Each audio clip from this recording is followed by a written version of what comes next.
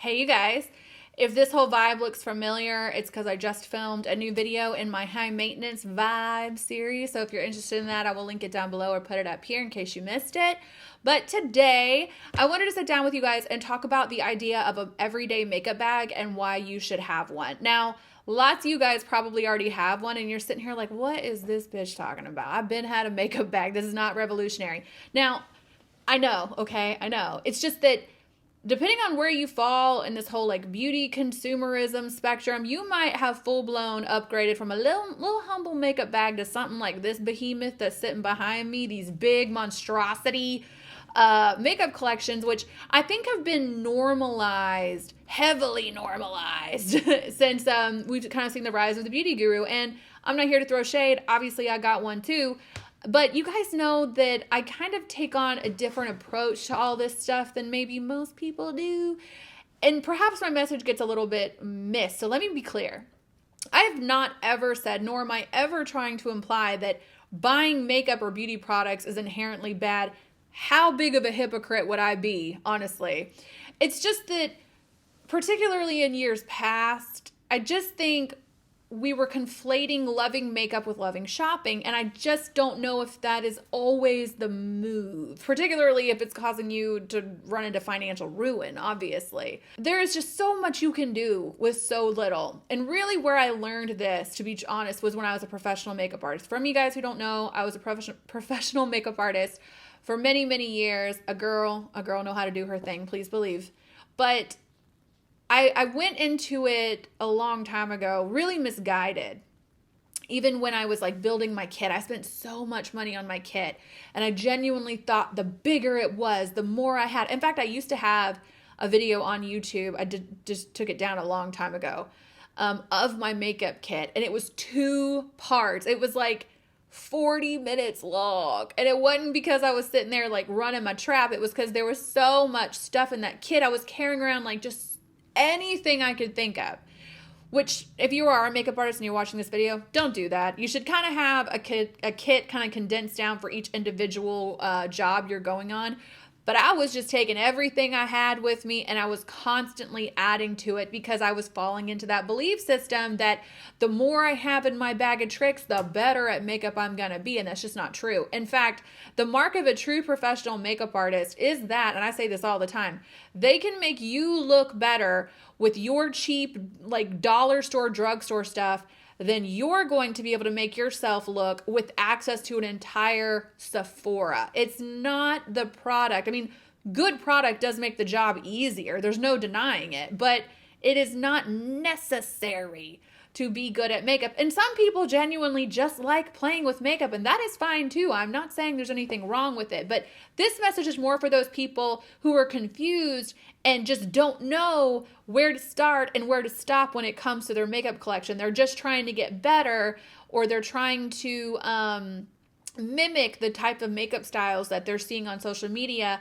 And usually because those images and videos come along with recommendations, which that's all they are, you guys. They're just recommendations. They're not the only product that can get the job done. We tend to believe that we have to buy this thing in order to achieve A, B, C, and D.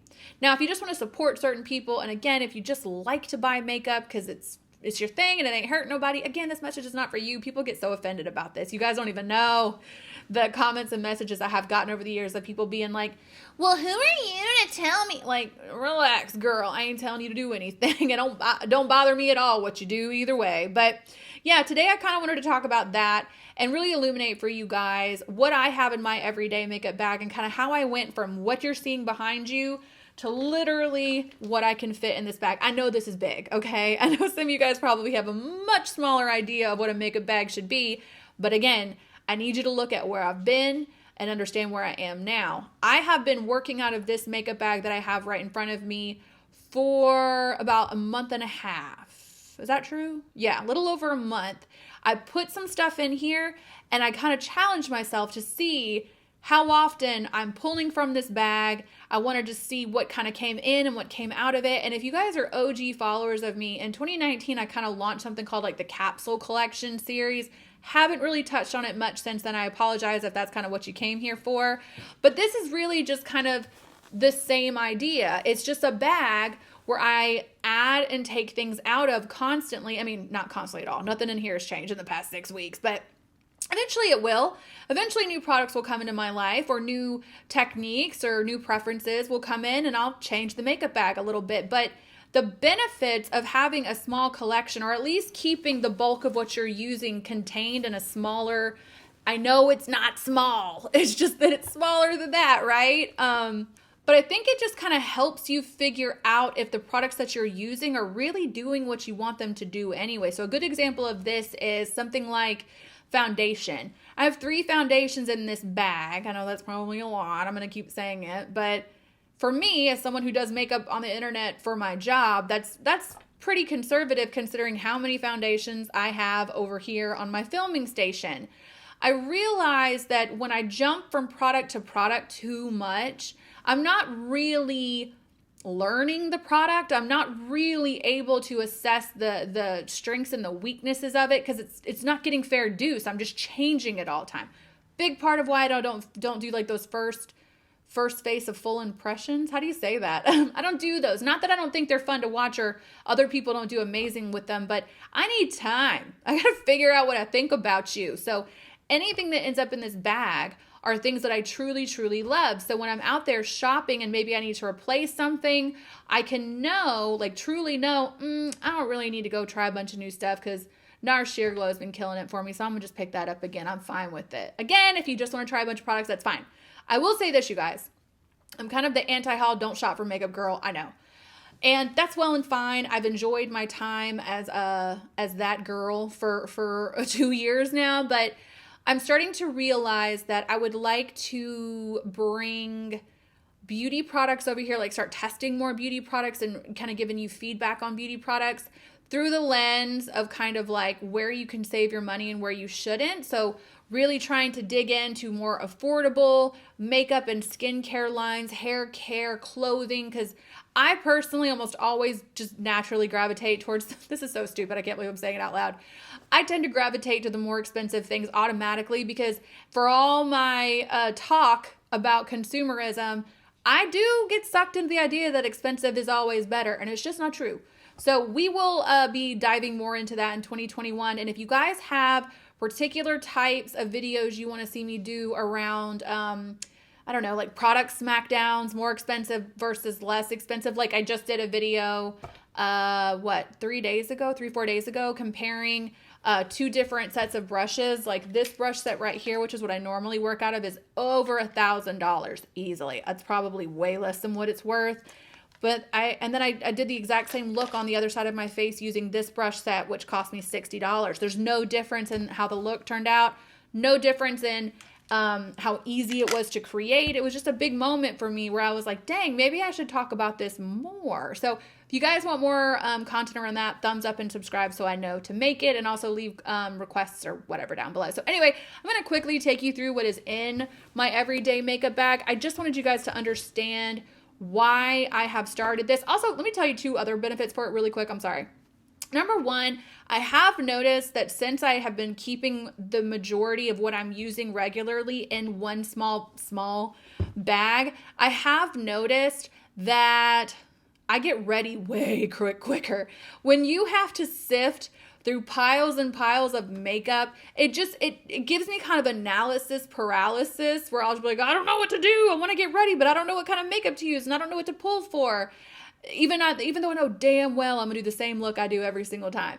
That has helped me get ready quicker. And once I started getting ready quicker, it actually made me get ready more often. I know that we see those memes and that kind of like ideas floating around that I'm either a 10 or I'm homeless. There's nothing in between. I'm trying to cultivate something in between because I don't like this idea of like, I'm only going to do it if I can do everything, and I'm only going to do everything if other people can see me. I have a whole video series going on with my channel called like the high maintenance series. We just talked about this in the video that I filmed wearing this exact outfit, where we don't need to have that attitude about it. We can do a little bit of something for ourselves every single day to reinforce that standard we have for ourselves. And in general, doing a little something every day becomes more manageable and realistic for me when I only have to deal with what's in here. So getting ready faster and getting ready more often is the first benefit I have seen. And the next benefit is that when I have to travel, I'm ready to go already. I'm ready to go already. Oh, girl. I don't know about y'all, but when I have to pack my makeup to go somewhere, it takes forever. Like packing my clothes and my jewelry and my shoes, I can do that pretty quick. I got it down to a science. But when I have to like pack my friggin' makeup and figure out what I want to take and make sure, oh, did I bring an eyelash curler? Ooh, where's my black eyeliner? It's already in here. I can leave today. I know that's small and you guys might not relate or even care that much about that benefit, but I love that benefit. So those are just some observations I've had ever since I kind of just developed my little system here.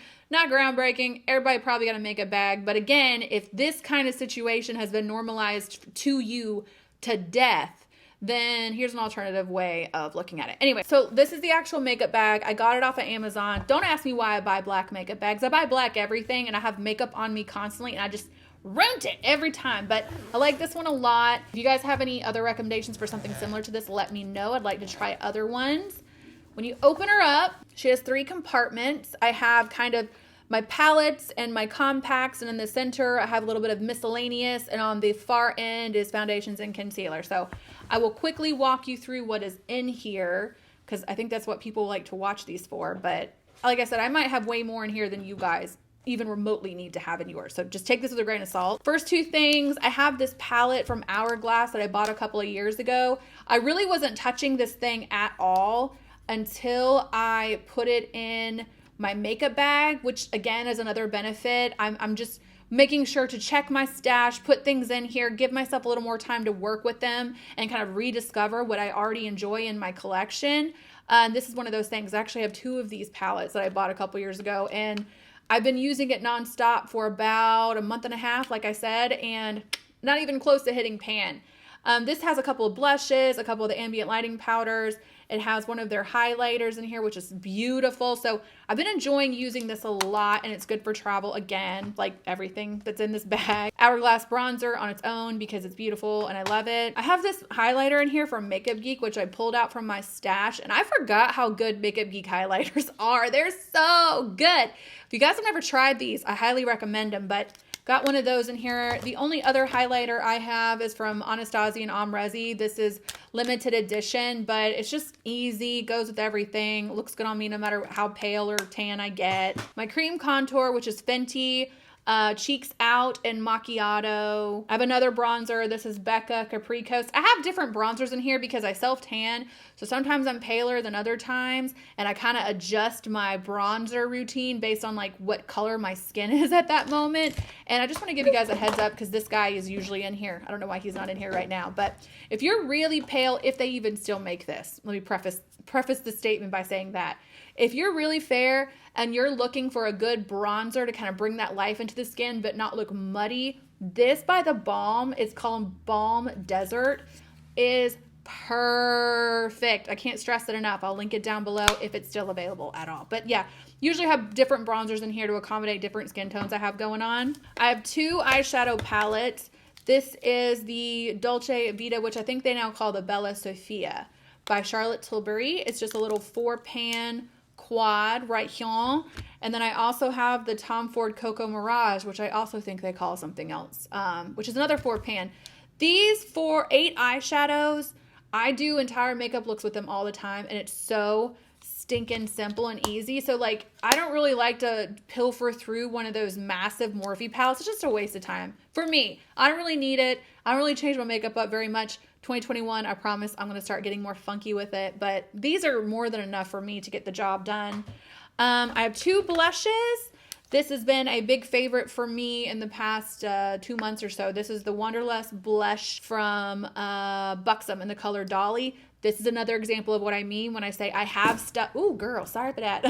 I have stuff back here that I just don't reach for. I forget I own it. So being able to kind of pull it out of the big mama back here and put them in something smaller so I'm interacting with it more has helped me discover favorites that I've been sleeping on in my own house, let alone what's just kind of in the stores I haven't tried yet. So big favorite, love this blush. And the other one is Cheek to Chic from Charlotte Tilbury and First Love. I like this one when I'm more fair. In the center, I have two face powders. I have the Hourglass Veil because it's amazing and everybody loves it. And the Laura Mercier Translucent. I use this under my eyes and in the center of my face because I'm an oily little grease monster and I need it.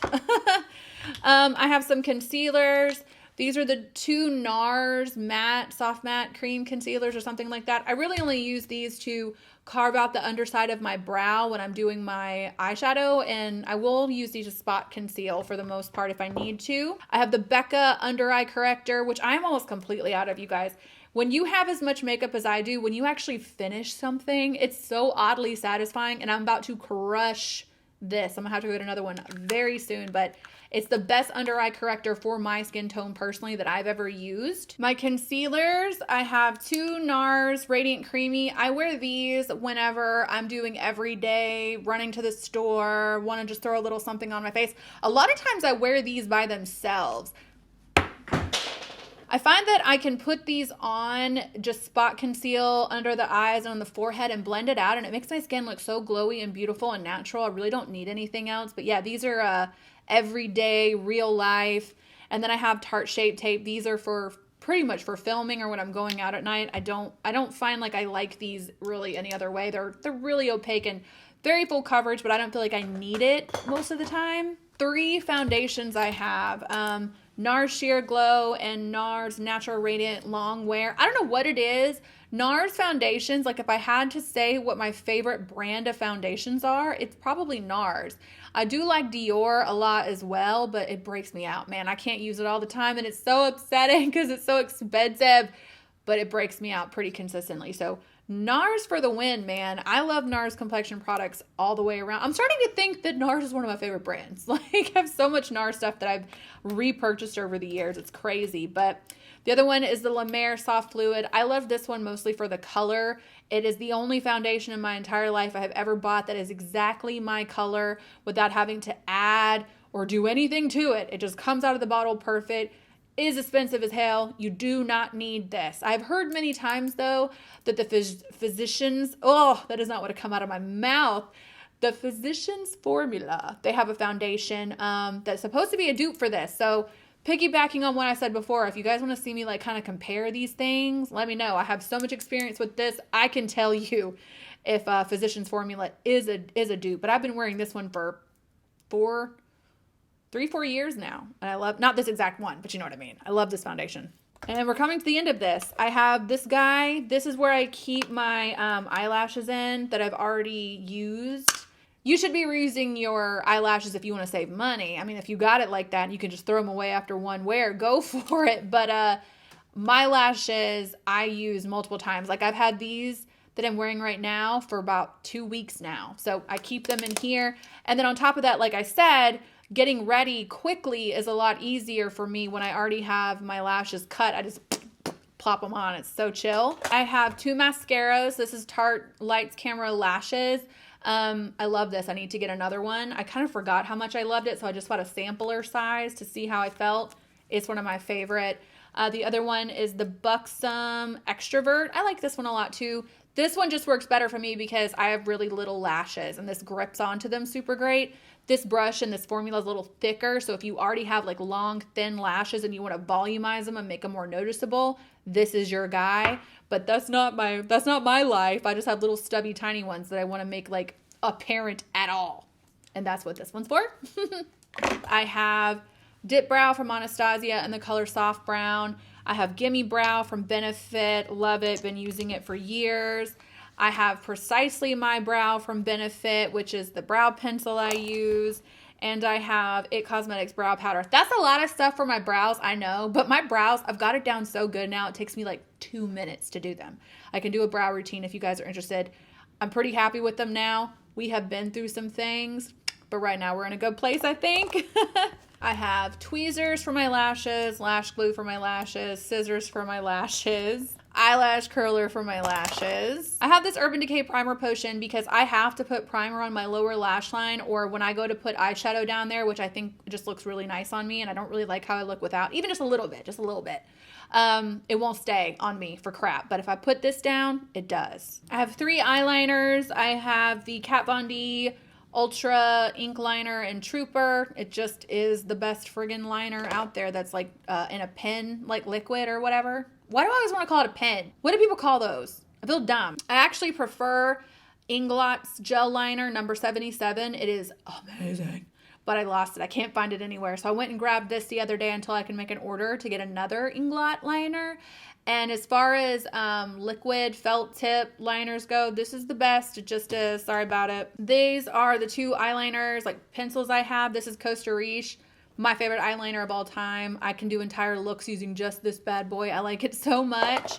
And this little stubby son of a bitch, this is Perversion from Urban Decay. I need to get a new one. It's great black eyeliner, my favorite. Clearly we almost out. And then I have lip products. Always have a red on me. I haven't worn red this year as I normally do. I mean, I'm making up for lost time, am I not?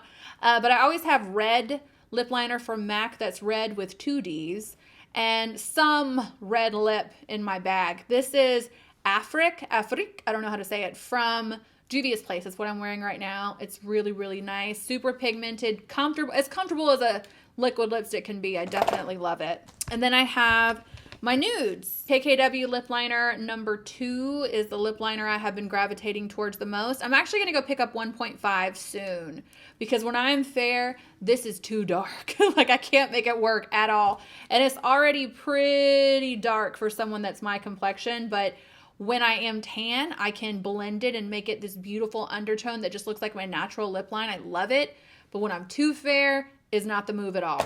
And then my nude lips I have in here are all from Buxom. You guys, I love Buxom lip products. I'm sorry if you guys are sick of hearing it. I will try new ones this year. Tell me your favorite drugstore lip products down below. I think that's like one of the places the drugstore always shines is lip products, but I'm open. I'm open to new things.